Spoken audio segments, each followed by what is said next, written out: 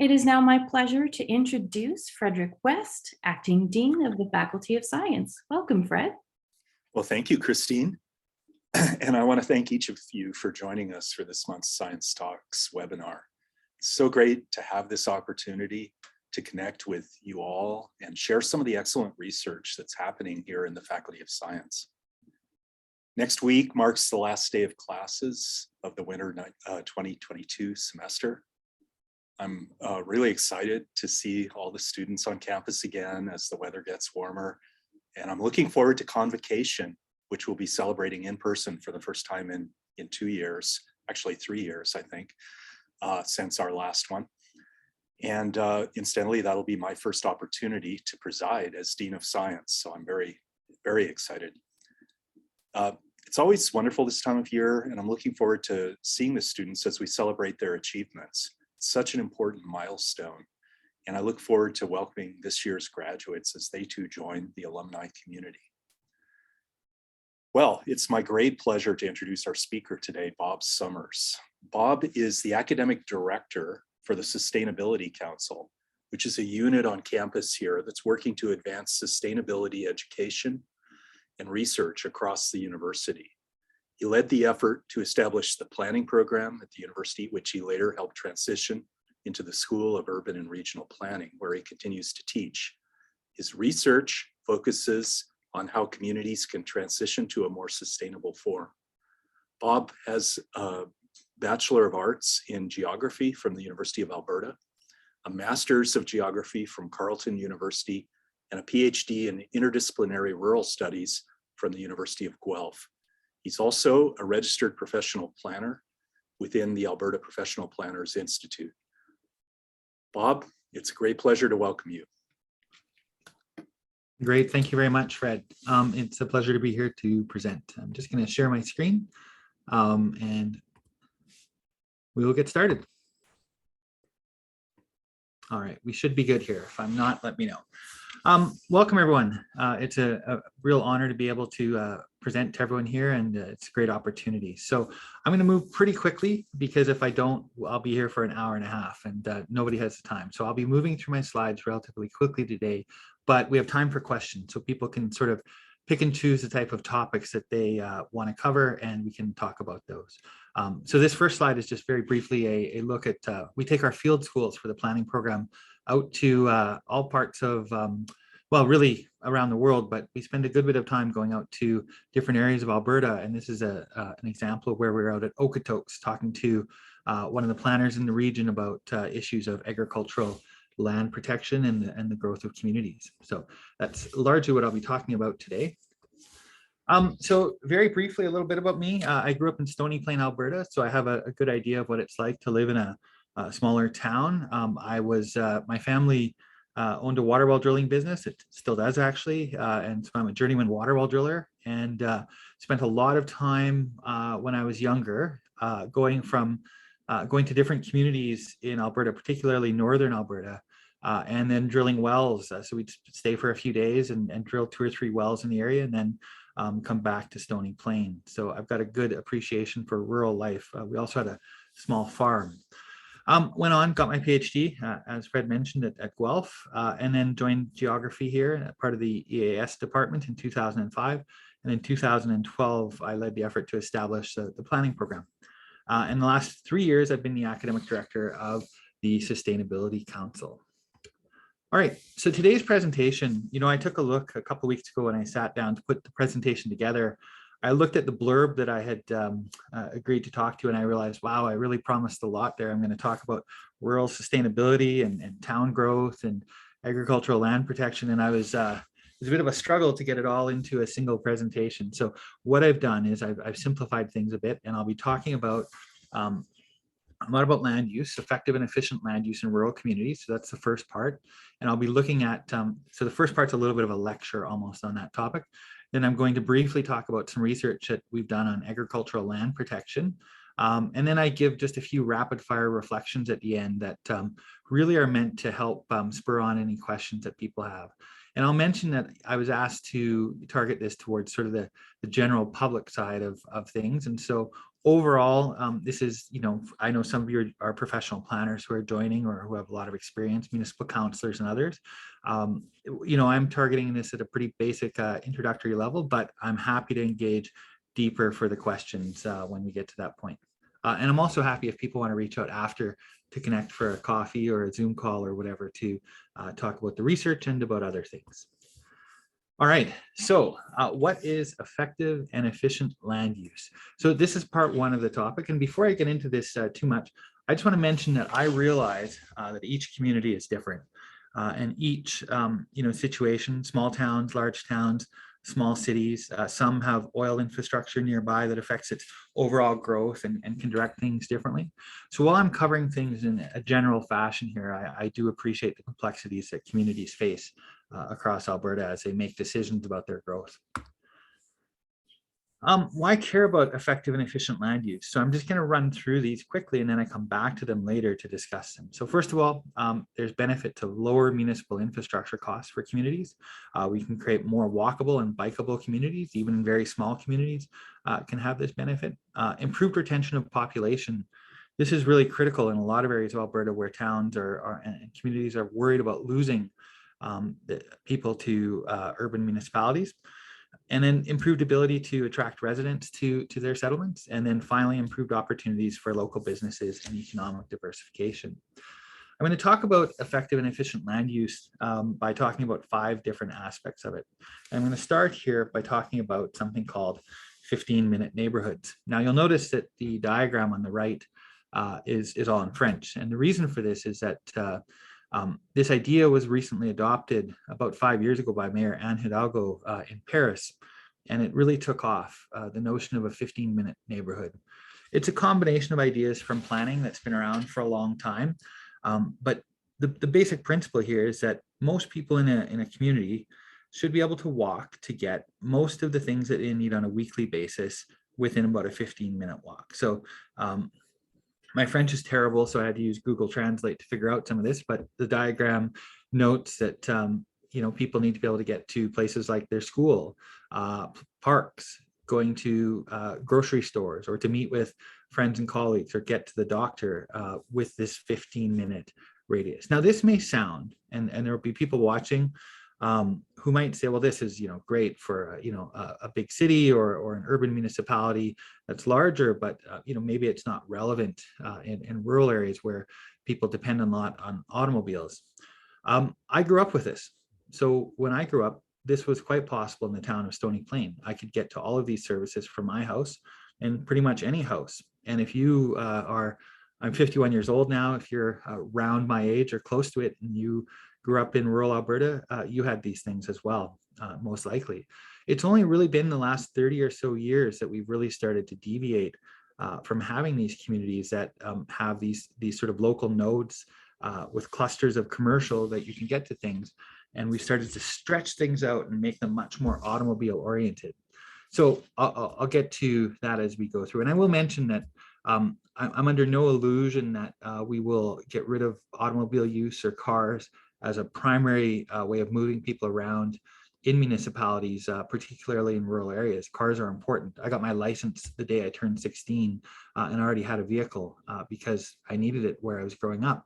But in these communities, it's critically important to have things available to people because usually about 30 to 35% of people don't drive. They're either, maybe they've gotten elderly and no longer can drive. Maybe they don't own a car, which is getting increasingly expensive. Or maybe they're younger, 14, 15 years old, and they want to walk and bike around their community. And we should have our communities built in such a way that that's possible. I'll also add, before I move on too much here, I'll add that there's lots of other aspects, health benefits to this, even if people just do a little bit of walking. When I come to the university, my watch keeps track of how much I move around. When I work at home or if I just drive to somewhere I don't get much exercise, but even just being on campus, the little bit of walking I do adds up. And this is true in communities as well. If we have these walkable communities, people move around a lot more, and that has significant impacts on health. Okay, so just a few bits of, this is again, that sort of the lecture side of the types of things that we can do to improve our community. So first of all, this is an image from Bonnyville, Alberta, And you can see on the right of it that there's a gap on the street. There's an empty lot there. And one of the things that we want to do is we want to encourage the infill of unused and underutilized sites. And so we've got an unused site here. And in Bonnyville, this is what came about. With the credit union expanding, they moved into that empty spot. They added a 2-story building. So now they've got a little bit more floor area in the building, more people likely in there working, and it provides a better environment without that sort of break in between. It's a more attractive environment to make the downtown of this community look a little nicer. Feels better when you're walking across that for various reasons. We feel safer when we're near buildings, particularly ones with lots of glass like this where people can see in and out. And overall, it's just more aesthetically pleasing and makes for a nicer environment. So filling in these gaps is a benefit. The other thing is, if you think about it from a financial perspective, now you have an additional lot paying significantly more taxes than it used to pay. And along that lot, you have the same amount of curb, sidewalk, pipes in the ground, all of this linear infrastructure that costs money to maintain, as opposed to expanding outwards by taking up these spots in the core of the city. We have a better tax to infrastructure ratio, which is critical from a financial sustainability standpoint. Okay, another thing that we look to do is to support the overall densification of a community. So on our left, we have a picture of Rimbey, Alberta, and you can see a lot of our communities. Rimbey's about, I believe, 3,000 or 4,000 people now. And lots of our smaller communities have these very, 1-story buildings. There's often gaps in the core. So I'm looking here at these sort of the downtowns, which is one form of what we call a concentrated node in a city. It's a node where there are lots of different businesses and buildings and people tend to come to. And these nodes, I'll talk about this in a minute, they are really important to have vibrant spaces in a city, areas that concentrate a lot of uses and a lot of people. So as I mentioned on the left, you can see there's some gaps on where there's spaces that there are no buildings and there's 1-story buildings. As cities grow, there's the potential for what we see on the right, which is in Lacombe, Alberta, where you've got a lot of buildings that are 2 or 3 stories. These are actually the buildings are relatively old here, but there's this potential for communities to fill in like this. There's no gaps in the land. Every space is utilized, and they're often utilized with 2 to 3 stories of activity. That means that you have a much more vibrant downtown, more people, and you've got a good mix of uses. So there are offices there, there's restaurants, there's small shops and stores, and not far there's a grocery store that people can get to. These types of downtowns are really important at present, because as we're looking to retain and attract people to our communities, this is one of the things that people tell us that they very much like. They appreciate having these types of vibrant spaces to go to that give them a sense of place, that make their town feel special. And if you think of anyone thinking about small town living, this is a big part of it, what the downtowns and main streets look like. Now, I will mention, when I speak about these commercial nodes, we're not just talking about downtowns. As communities grow, we'll often see a few other areas where nodes are built up in a concentrated form, where people can engage in this type of vibrant urban activity. Related to that is, I've got a couple examples here of encouraging complementary uses. So what I mean by this is the top image on here, this is from my old hometown, Stony Plain. And it used to be a tire shop. So for most of my life, it was a tire shop. And there were always, cars pulling in and out. There was a driveway as opposed to a sidewalk. And it would be filled with cars, and it was a noisy spot because you'd have the air wrenches going and things like that. It wasn't really a great fit for a downtown. And over time, the tire shop moved out to a more industrial commercial area, which makes sense for the tire shop. A lot less liability and other things with people going in and out. And then secondly, a restaurant came in. This works pretty well for the downtown core. You've got the ability for people who are working in the area to go grab a bite to eat, and it attracts people to that area in that sort of, again, positive, sort of vibrant feel. It also supports more walkability because you don't have that traffic going over the sidewalk. On the bottom, this is a picture from Barhead. So Barhead's a pretty relatively small community of about 5,000 people, a mid-sized town.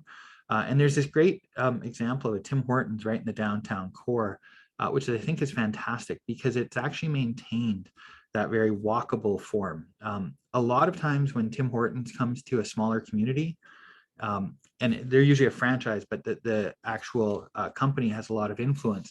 They really push for a drive-through, and they'll push communities to put in place to provide an exemption if the zoning bylaw doesn't allow it or whatever, to allow them to have a drive-through in the core, which again, you have traffic crossing the sidewalk.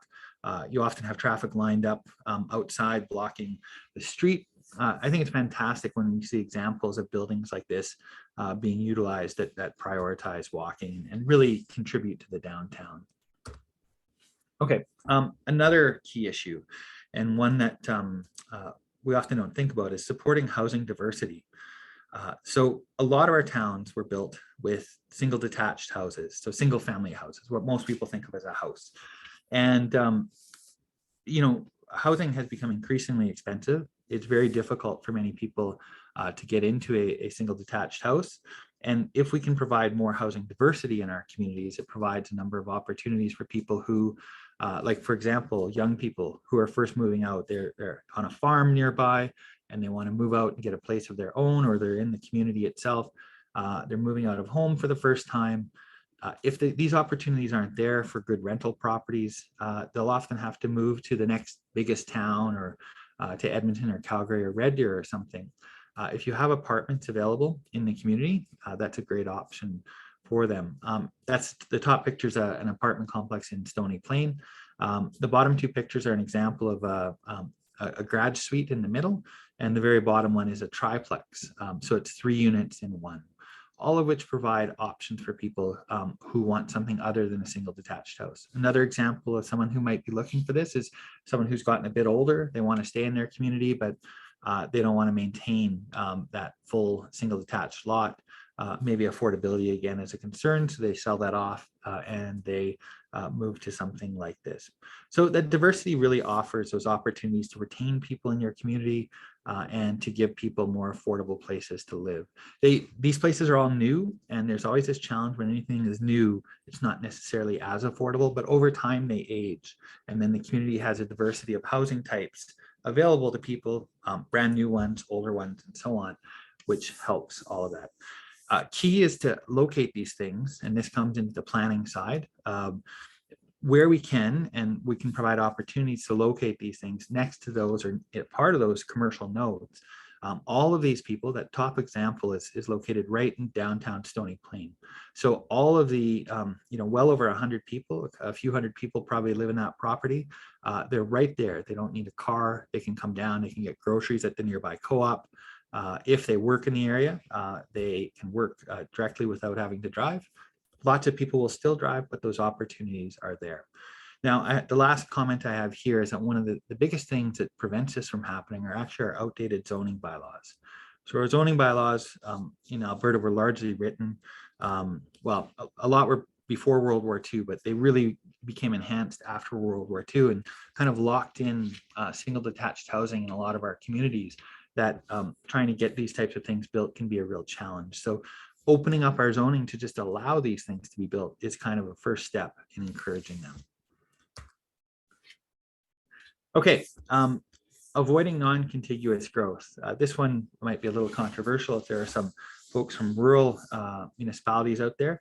On the left, I've got an image of rural residential, and rural residential developments are where you take usually a quarter section of land or a portion of land, and you subdivide it up into lots that might be anywhere from 1 acre to 10 acres, and you sell them off for individual housing developments. And this one is an example that's about 11 kilometers southwest of Onaway, Alberta, and that's the nearest urban municipality. Stony Plain is about 15 or 16 kilometers away, I would guess. So there are some challenges with these from a sustainability standpoint. At the very end, I'm going to give some options for them. But if I sort of go from the planning literature on this, the challenges are that pretty much there's no opportunities here for people to get to anywhere other than by driving. So it's it's entirely auto-oriented and auto-dependent is one concern. The second concern is that it uses a fair bit of land, which has some issues for rural habitat for wildlife, and it can have some other challenges as well. If you see on the right, we've got contiguous development. So this is what typically when we're looking at more sustainable forms, and this does eat into agricultural land at times, which I'll talk about in a minute. It is but it's contiguous to the existing community so that it's growing up and it's relatively dense and it has all of those options that we spoke about before. Okay, one thing that we need to, that has been happening a lot in Alberta and something that I think Alberta municipalities need to watch out for. I don't have a problem with Walmart. Walmart and other large format retail stores are something that people desire. They're an important part of a community. They provide affordable goods in many cases. People have debates about the value of this, but I'll just say that if people want these things, that from a planning perspective, there is a need to find ways to accommodate them and to put them into the best situation for communities. What's happened a lot is these have been built on the outskirts or on the edges, sometimes 1 or 2 kilometers away from a town, and usually on a highway. What this means is that there's a huge amount of retail gravity attraction to these types of development, and they pull a lot of the demand away from the traditional downtowns and from the communities. They're also, if they're located outside of the community or on the very edge, not part of the residential zone, that they're removed from that. So people can't actually walk here. So it means that people have to get there by automobile. They don't have another option. Now, in many cases, it's difficult to find a spot for these, but I want to look at one example here. This is from the town of Cochrane, and I have to say that I just spoke with Candace from the town of Cochrane the other day, and she was really helpful in giving me a bit of the background and history of this case. So if you see here, in the very center, you'll see the Walmart, and it's right in the core of the town, only about 400 meters from the traditional downtown, and it's it's not on the highway. It's in the town itself. And there's this development was put there, and I'm just going to jump to the next slide, which shows an image from Google Street View. You can see that while this is in the core, it's still got pretty good sidewalks. It's got a big parking lot, which Walmart requires and they push for. But on the left-hand side of this image, you've got a lot of small format retail. These are new buildings and very walkable.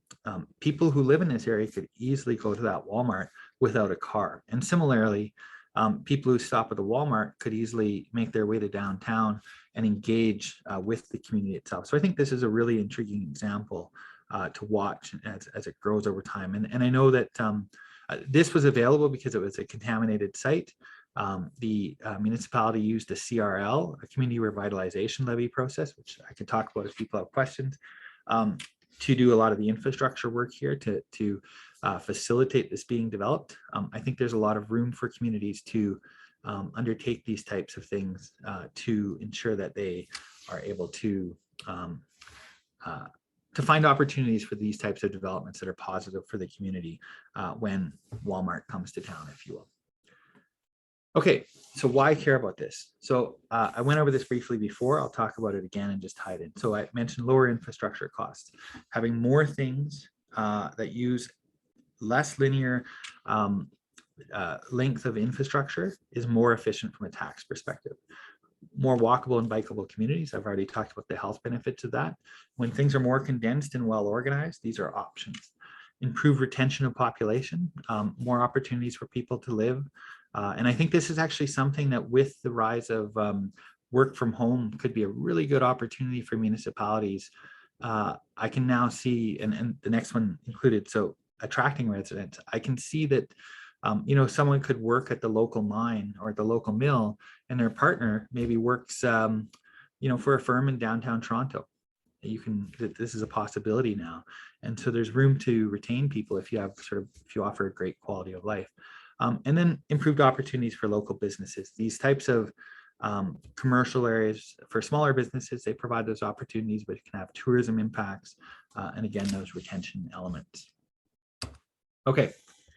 Part 2, agricultural land protection. And again, I'm going to move pretty quickly to keep things on time here. But This is a project that I did with some colleagues here at the University of Alberta, Dr. Brent Swallow and our graduate student Darren Epperson, where we looked at some of the challenges that are faced by rural municipalities in managing the use of land or the conversion of land from agricultural land to other uses, so residential or commercial uses. And this takes agricultural land out of production, or it can fragment agricultural land so that you have what used to be a full quarter section. Now you've broken a few pieces off, put residential in, and then there's another quarter of agricultural land. So we call that agricultural fragmentation. It creates challenges because there's, as people live in residential areas, they start to, you have dust from agriculture, you'll often have smells, people are spreading manure or other types of things, and there can be challenges with this mix. And it also, we've learned that it makes agriculture much less efficient over time. So I'll jump into this, and I sort of start the history at 1996. There's a lot of history before that, but 1996, there was a push by the provincial government in a policy statement around the protection of agricultural land. And in short, I mean, there's 4 points here, but really what it was is that there was encouragement by the provincial government to avoid what they call the premature conversion of agricultural land. So this wasn't about stopping agricultural land that is contiguous to a municipality from growing, but it's agricultural land that's further away. So to avoid that land being converted, and then to avoid those issues of fragmentation. Again, this wasn't required, but it was a push to encourage municipalities to work to avoid fragmentation and conversion. In the 2000s, 2008, under the Stelmach government, the Alberta Land Use Framework was passed, and the Alberta Land Stewardship Act, which was put in place to enact that framework, was put in place. And this created 7 land use framework regions in Alberta, and you can see those on the map here. The 2 that are darkest, so the Lower Athabasca and South Saskatchewan, those plans were done relatively quickly. So I forget what year, but in a couple of years after 2009, those had been completed. And then you see the North Saskatchewan is in development. This plan has been in development for a number of years, and I haven't really seen any activity since about 2018. So I'm not sure if it's been abandoned or where the land use policies are going.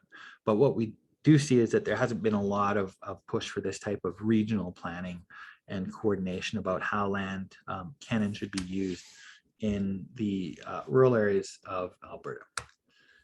Now, this just introduces the research. So basically, as a result of those of that act, there were 4 new tools put in place for agricultural land conservation. And I'm not going to talk in detail about those, but if people have questions, we can talk about those. The first 4, those 4 are meant to permanently preserve agricultural land. And I'll just note that they have not been used very much in Alberta, and to some level, some of them may not be appropriate, like the transfer of development credits, I think has some real weaknesses in the current situation in Alberta. So it's the last one I want to focus on. It's what I call just say no. Municipalities have the right to say no to the conversion of agricultural land. If it's zoned agricultural and somebody wants to rezone it for another use or subdivide it, meaning break it apart, municipalities can say no. As long as they're consistent in their policies, they will be able to do so without many challenges. So to start this research, the first question we had to ask is agricultural land still being fragmented?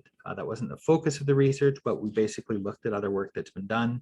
These are some updated versions, the annual report from the provincial government. In the center is a report from one of my colleagues, Dr. Sandeep Agrawal, that provides some evidence of this. And I'll mention, if you're interested in growth in Alberta, you should take a look at that report. It's a really fantastic look at ways of managing our use of land. And on the right is a publication from a group of researchers here at the Faculty of Ailes. And there's lots of great work being done there on agricultural land. But we saw that agricultural land was still being fragmented and converted. And we wanted to ask, how do local values, what's going on at the local level that is causing this conversion and fragmentation to continue to happen?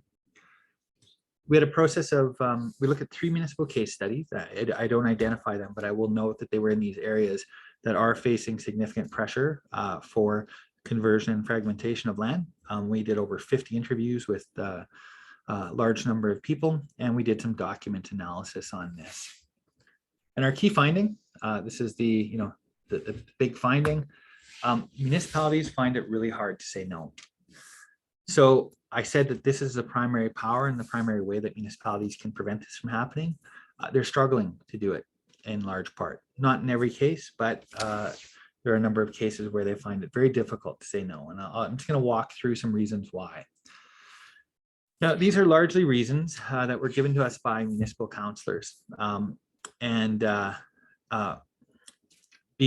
So municipal councillors are the ones who make the final decision, municipal councillors and reeves and mayors as part of the council.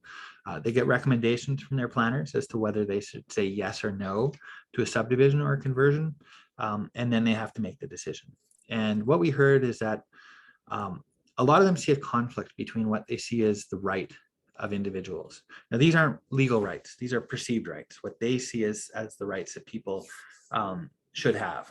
So now, over the last couple of decades, we've been saying, well, it's the right thing to do is to protect agricultural land. But for a very long time, and even still in Alberta, a very dominant sort of cultural norm that exists is that people should be allowed to do what they want with their own private property. There's this sense, and a lot of people tell us that they don't like restricting what people can do with their private property, that property rights are something that they see as a very strong thing, and that they feel as though we should only restrict those when it's absolutely critical to do so. So there's this conflict as we change our priorities as a society that exists for people, and they struggle with it. There's a desire to be fair to local landowners. So one of the concerns that a number of people told us is that they look at the land classification as to how good land is for agriculture, and it doesn't always align with what they see on the ground. So an area may be listed as having class 2 good quality agricultural land. So therefore, there should be this pressure to preserve that land and not to convert it or to fragment it. And when they look at it, or when they chat with the farmer who owns the land, they get a different picture. And so there's this uncertainty as to what land should be prioritized. And then tied into that, the people who are wanting to convert that land are often local landowners who've been around a long time. They want to sell it to a developer, or they want to build something themselves. They want to use the funding from that, to retire, or maybe to send their kid to university or something like that. So there's this sort of sense of a real local impact and someone being affected by it, someone they know perhaps, or a solid member of their community, if you will. Tied into that is this concern that if they make the big decision, someone wants to subdivide, put in a rural residential development or something like that, and they say no, well, that only actually saves a tiny bit of land relative to all the land in Alberta, but it affects that one individual who's sitting in front of them tremendously. It even affects them as a municipality, because they may see lower taxes from that land than they could otherwise. So it has a big impact locally, but it doesn't really solve the overall problem. And there's intermunicipal competition. So there's a feeling that if we don't allow this type of development, well, the neighboring municipality might allow it. And they often mention that there's a history. People will tell us that their municipality has been really careful, but the neighboring municipality, Shelbyville or whatever it is very permissive and allows these types of changes to take place. So they feel like that by doing it on their own, they're not actually achieving the ultimate goal. And then finally, there's an ambiguity. The province, hasn't said you must protect agricultural land. They said you should. They should endeavor to. These are the types of terminology. And some elected officials actually said, as much as they would like to, that they like to make decisions locally, but in some ways they would almost rather have the province. This wasn't all respondents, but some of them said they would almost like a stronger statement from the province. So that way, when they have to say no to people, they could blame the province. They could say, look, we'd love to let you do this, but we can't. So there was this sense that maybe if we really want to protect agricultural land, that there should be a stronger provincial statement behind it. Okay, that research was, I just want to mention, we are funded by a number of groups. The Alberta Land Institute was key, and they're also a group you should engage with on campus here if you want to learn more. They fund a lot of projects related to agricultural land.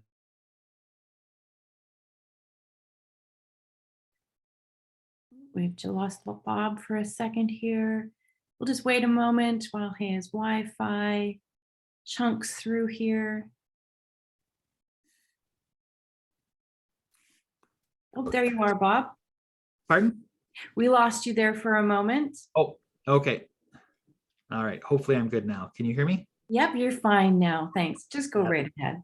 All right. So I'm just going to run through some concluding thoughts, throw out some ideas for people, and we can then engage with those in the discussion after. All right. Okay. So the provincial government's taken a real hands-off approach to local planning and regional planning. I think there's a real need for them to come back into it. There's a real opportunity for stronger regional planning and to provide more support for municipalities. There's lots of the municipalities we engaged with and we engage with in other research note that they lack the capacity to deal with these things completely and they need more support. So I think there's a real role for the province to return. Prior to 1995 and in other provinces, there's a stronger role that provinces take.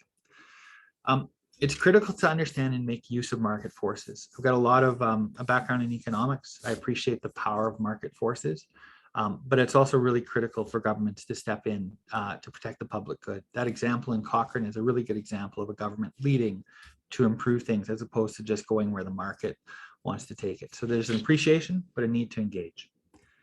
Okay, leadership matters. Every good thing that I've seen in a municipality, there's always someone pushing for change, people who are champions, whether they're local residents, whether they're business owners, or whether they're municipal staff or counselors or otherwise. There are people who step up to push for really good quality outcomes.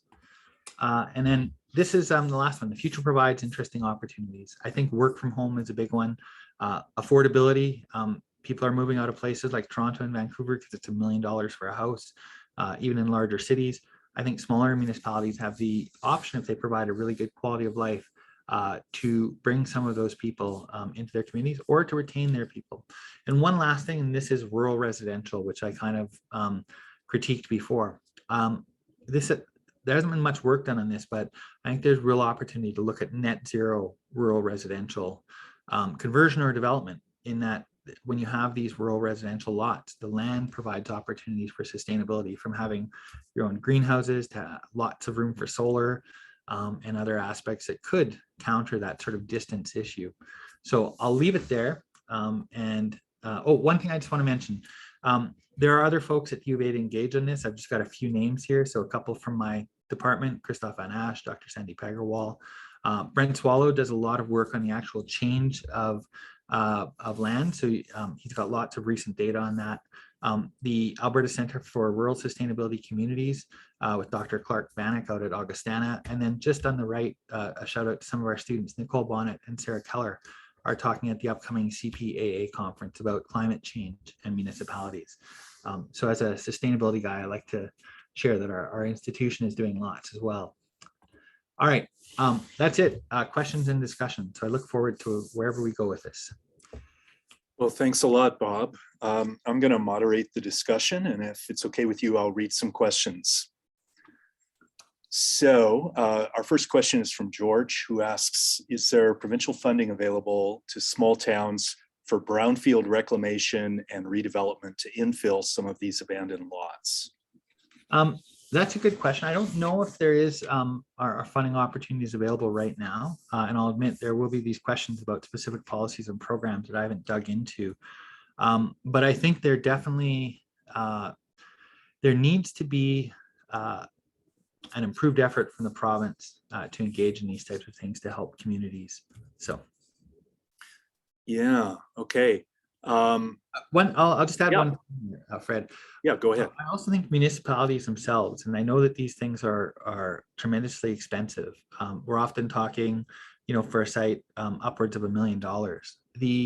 If we look at that example from the town of Cochrane, these things are very challenging, but I think that if they can find ways, that example was partnering actually with a developer who was interested in that land and who was willing to cover the remediation costs.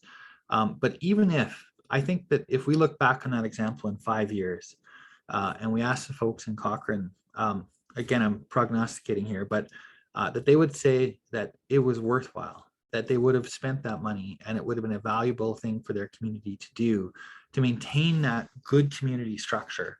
And it's not just, that was I forget what it was, but it was an industrial site, but we have oil reclamation sites. We have all types of things next to communities in Alberta. And I think that these are worthwhile investments. Obviously, in many cases, having the province on board would be really helpful. Yeah, for sure. Okay, Jeanette asks regarding outdated zoning bylaws. These are a really big hurdle. How can we update these and quickly for more progressive development? Oh, this is really my wheelhouse.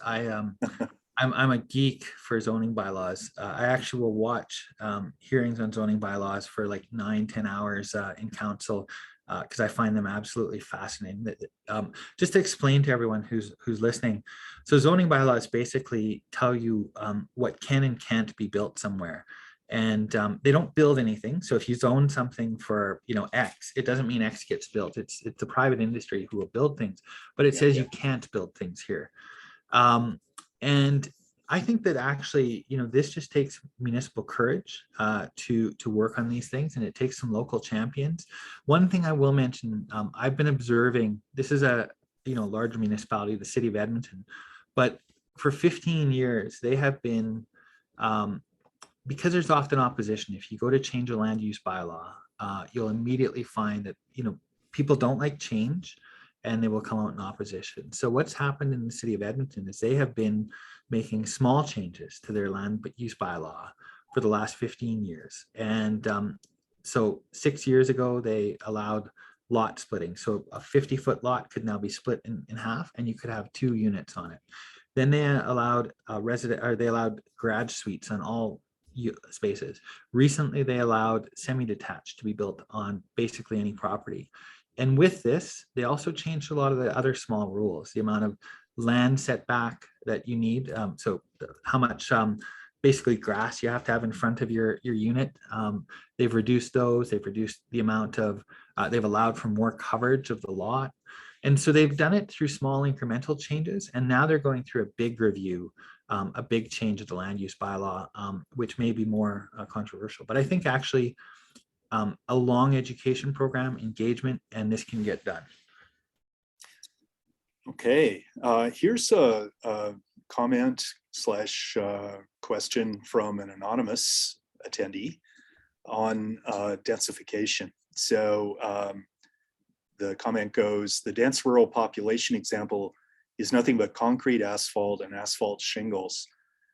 There's far less suitable habitat for wildlife than a more dispersed settlement. No opportunity for people to grow food or keep animals. Issues with managing stormwater because everything's concrete. More noise. So the punchline, a more dispersed settlement is not all bad. So Bob, thoughts? Yeah, so I'm going to start with the comment that the very last comment I made in the presentation, and something I've been giving some thought to is, so there may be value in some cases to improving and to allowing for some dispersed settlement, so country residential. And I think if we do this really well, there could be opportunities to have a sustainable form of country residential. Now, I haven't done the research on this, and I don't know of anyone that has, but certainly I can envision the idea of, hey, it's pretty easy to get a lot of solar panels on a large lot. It's really hard. I live in a home near downtown Edmonton. It's tough to do that here. But if I had, like most of my family has acreages, it's pretty easy to do it there. You can have a water well, so you don't need to pipe in water. You can have a septic system. So I think there is an opportunity there. So I'll just say a little bit of a shout out to that notion of, you know what, I think there's something to be investigated there and potential.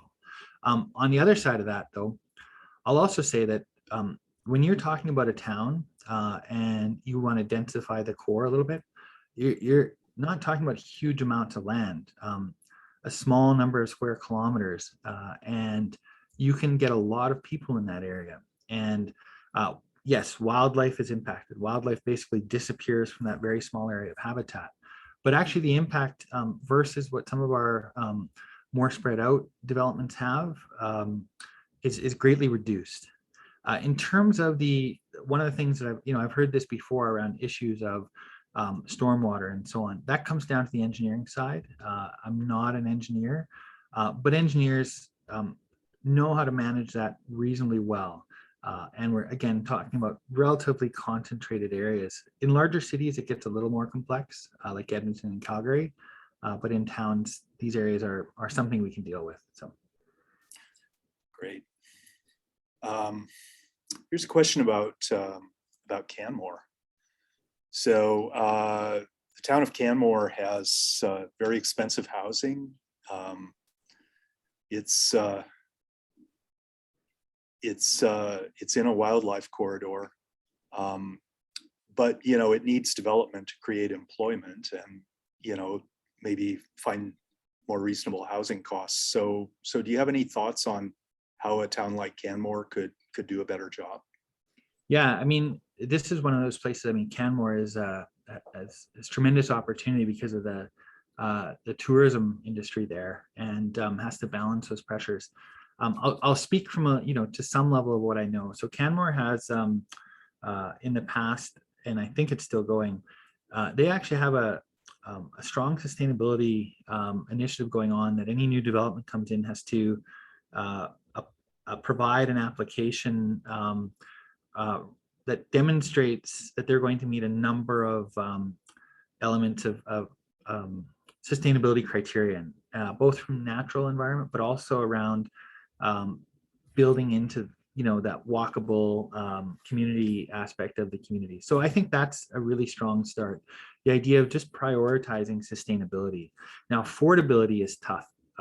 Affordability in a place where there's high demand and limited development going on is a challenge. And in an area like that, you want to watch how far you expand, because when you're expanding, you're eating into that natural environment. So I do think there's a real balance there. And certainly opening things up in the existing area of town. If you replace something that's there's a big gravel parking lot, let's say, and you end up building 40 units there, 4-story walk-up apartment, well, you've added to it without actually interfering with more wildlife, without taking up more land on the outskirts. But it is a balance, and that's something that municipalities have to manage. I think putting in any type of growth barrier, it's challenging because it drives up the prices so much it becomes very difficult for people to afford places. Great. So I have a couple of questions from Jeanette. The first one says, has there been any consideration of using environmental impact assessments to preserve agricultural land and deal with the nibbling effect of urban sprawl? Well, any larger development would require an environmental impact assessment, and but the types of impacts that we so unless there's sensitive sensitive environmental areas nearby and those types of things, the environmental impacts assessments don't really prevent that type of development. It would craft. Yeah, so agricultural land doesn't really get considered in an EIA. Yeah, I mean, it certainly any of the wetlands and things like that are part of it, they'd have to craft around that in such a way, or perhaps protect it. But yeah, it doesn't really protect it. There are other, really the best mechanism is just saying no, you're not allowed to develop it. But it's a challenge for municipalities. For sure. Yeah, and then a follow-up from Jeanette. Why doesn't Alberta have an ag land reserve like BC does? So I can tell you why BC does have that. And so BC has that because they have some of the best agricultural land in Canada, and they were seeing absolutely intense development, so rapid that it was eating into this land. And proportionally, they had this much land, and then they were down very quickly to much less. So they put in place protection for this land, and very strong protections. In Alberta, it's a difficult argument, and I won't take a strong position on this. I was speaking to someone the other day who said we don't need to protect agricultural land in Alberta because we have huge amounts of it. And I won't defend that position. What I will say is that certainly proportionally, yes, we have lost over the last decade sort of 5% of our agricultural land, but there's a lot of agricultural land and a lot of good quality agricultural land available. I think it is a concern. So just so people are, I think it is a concern we're losing it. I think there are challenges with losing it, but it's a different situation. And so Alberta has taken the approach of sort of encouraging the preservation, but not not restricting communities from growing into agricultural land.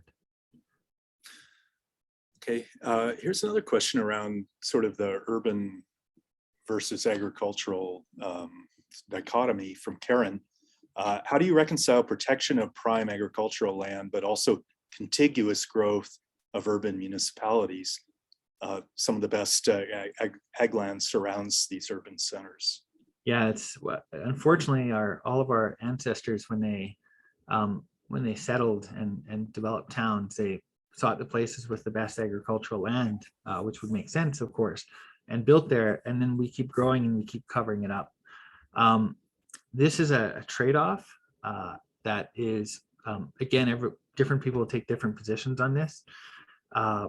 If we were to say, absolutely no development on agricultural land next to existing municipalities, and we basically stop the physical growth of municipalities, and there are people who argue for this, we would then see an increase in the price of housing and a significant increase. If we open that up, we lose agricultural land. Right. And so finding some balance between these two things, I think, is a challenge. And I think that there are valid positions across this spectrum. I'm kind of, waffling here. What I would say is what really where I do find agreement, and when I chat with people across, whether I'm in rural Alberta, chatting with a counselor, or wherever I am, what I do get general agreement on is that we have to watch that we don't waste land. So if we are going to develop it, let's do it in efficient ways. Let's make sure that we're making the most of our existing land that already exists in municipalities. And then we can debate that issue as to whether we should be expanding out. And I know there will be people on this call who are very adamant that we should not be, and then there will be others who will be adamant that we should be. So I'm politicianing a bit here and waffling. Okay. Sarah asks a very straightforward question. Can you provide some resources for a municipality to start in planning and developing a community sustainability plan? Yeah, if people want to reach out to me, that's probably the best way to engage on this. But I will note that a lot of municipalities did sustainability plans a few years ago. There was some funding available for it, and one of my colleagues, Lars Hallstrom, looked at that, and because it was detached from the comprehensive planning, the municipal development plans, in many cases, so there's this community sustainability plan, and then the comprehensive plan. And this one gets pushed aside and ignored. So I think what's really important is working to ensure that as you develop your municipal development plans, and for those who don't know, these are the big guidelines and vision for a community, that you integrate sustainability into it, and that just becomes part of it. And one of the big things, and someone mentioned this before, is just reforming the land use bylaw, the zoning bylaw, because that's where everything is determined. All of these other plans and documents have an influence, but really the land use bylaw is the thing that says what gets built and what doesn't get built in places. Well, the questions are just pouring in, and I apologize in advance to all the people posing these great questions, but the hour is winding down, and I think we'll probably have time for at most one or two more. So I'm just going to pick a couple of Sure. Short ones, but hopefully, Bob, you'll have a chance to maybe address some of these other questions offline. Here's a question. How important is high-speed connectivity in creating sustainable communities in rural Alberta? Oh, that's a good question. So I'm guessing they mean connecting between municipalities is how I'm sort of reading that. Assume, yeah. I think it'd be fantastic. And maybe it's a bit of a, this is getting into territory where where I envision, places where I've traveled in Europe, where you can hop on a train and jump from community to community extremely quickly. These require huge public investments. Yeah. But I think there's real value, and this goes back to old planning ideas, well over 100 years old. There's a book called The Garden City from the early 1900s that basically premise that this is how we should develop. And I think there's a room for that. I don't know of really, the best example in Canada is if you go to around Toronto, they've got the GO train system, which isn't really high speed, but it's, hey, you can get to work in a half an hour from Guelph. I think it's a fantastic way to move a lot of people, and around our larger urban municipalities, I think it would be very beneficial to continue to look at this. I don't know the costs and I don't know the engineering, but as we move forward with issues of climate change and otherwise, and there's other confounders here, self-driving cars and their impact in the future. But I think that it's definitely transit is a critically important things, and getting to and from places is a big part of an effective and efficient community. So, and it's a big part of economic growth. Yeah. Okay. If it's okay with Christine, I'm going to pose one more question. So I'll just read it very quickly from Ronald. Back in about 1963, a soils professor at the U of A commented to me about his concern about the city of Edmonton expanding onto Class 1 agricultural land to the south. Rather, it would be better if city development was directed eastward or westward onto lower quality agricultural land. Since that time, the city has developed 100 blocks to the south on number 1 quality land. Do you have any comments on this matter? I think that, if we're looking back a few decades, the folks who said that were well ahead of their time in identifying this. And we've lost a lot of really great agricultural land around Edmonton, and we've just recently rezoned some to the north, east of the city for similar purposes. These are they're really challenging trade-offs, and I think that certainly going west, I know that the land quality isn't great, and maybe that was an option. We have lost a lot of agricultural productivity in doing so, and we built a lot of homes for people to live actually in a pretty inefficient way in many cases. It's changing the last decade or so. Again, I'll jump back to that notion of, if we're going to build, we should build extremely efficiently and make sure. Edmonton has a huge amount of land in the core, and our more recent city plan, which was introduced 2 years ago, the municipal development plan, calls for 50% of our growth to grow within the existing city limits, within the existing built-up areas of the city, to densify. That will help slow that growth, but it doesn't solve the problem. Okay, well, we're coming up on the hour, so I think I'm going to put a hold on any further questions. So I want to thank you, Bob, so much for this presentation and the discussion that followed. And I want to thank everyone in the audience for joining us today. I'll just mention our next Science Talks webinar will be in May. We haven't set a final date on that yet, so please stay tuned for more information, which we'll be rolling out next month. So watch for the post-webinar email that'll include more ways to connect, opportunities for how you can support research and programs like this one in the Faculty of Science, additional resources, and also, importantly, a way to share your feedback, which we always treasure. So that concludes our proceedings. Please take care of yourselves and stay in touch.